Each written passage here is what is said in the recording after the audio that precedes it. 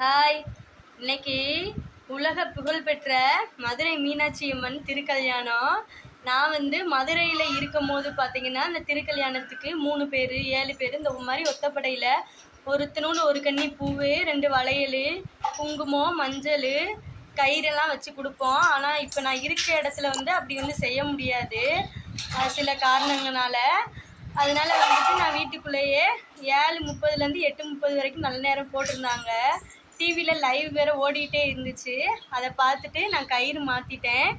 நான் தாலியை இதில் நான் போடலை, வெறுமனையாக தான் நான் கட்டியிருக்கேன். மாமா டியூட்டிக்கு போயிருக்காங்க. அதனால் மாங்கல்யத்தை இதில் கோர்த்து அவங்க கட்டினா கொஞ்சம் நல்லா இருக்கும் அப்படின்றதுனால நான் இதில் கோர்க்காமையே நான் கட்டியிருக்கேன். நீங்களும் எல்லாருமே கணவன் நல்லா இருக்கணும்னு சொல்லிட்டு நீங்களும் எல்லாருமே நினச்சி கயிறு கட்டிக்கோங்க. பாய்.